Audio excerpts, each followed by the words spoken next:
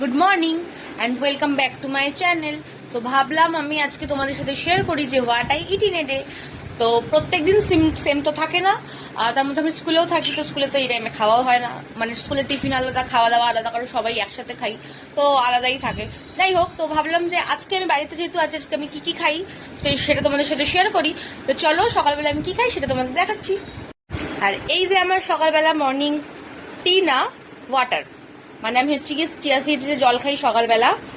তো জানি না, আমি সবাই বলে যে স্কিন ভালো থাকে, চুল ভালো থাকে, স্কিন তো ভালো কিছুই হচ্ছে না, তার মধ্যে আবার চুলও উঠতে থাকছে, রোগাও হচ্ছি না। সবাই বলে যে চিয়া সিডস খেলে নাকি ভুড়ি কমে, সেটাও আমার হচ্ছে না।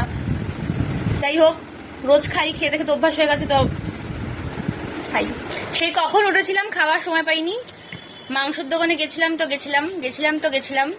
1 ঘন্টা হয়ে গেছে। তো আজকে আমি এখন খাবো সকালবেলা এই যে মুসলি খাবো। অনেকে দুধ দিয়ে খায়, কিন্তু আমি দুধটা খেতে পারি না বলে আমি দুধ দিয়ে খাই না, তো আমি টক দই দিয়ে খাই।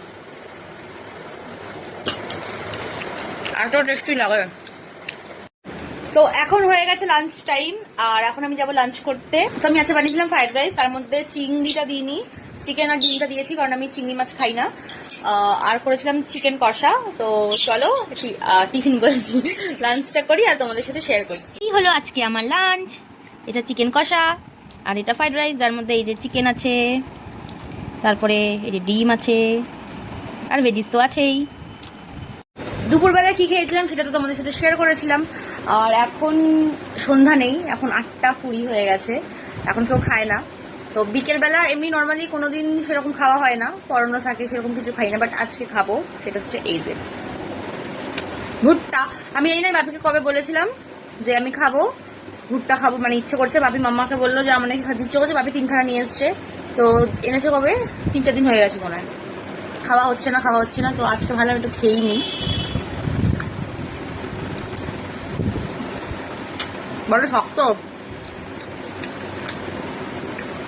শক্ত কেন, নরম নেই। আমি কি ভালো করে ভাজিনি, আমি কি ভাজতেও পারি না। হ্যাঁ, শক্ত খুব, প্রচুর শক্ত। তো এখন অলমোস্ট 11টা বাজে। আজ সারাটা দিন আমি ঘরেই শুয়ে বসে কাটিয়ে দিয়েছি। তো এখন 11টা বাজে, এখন যাবো হচ্ছে কি ডিনার করতে। সকালবেলা চিকেনটা ছিল, তো দেখি এখন ডিনারে কি থাকে। চলো আমি ডিনারটা শেয়ার করছি তোমাদের সাথে।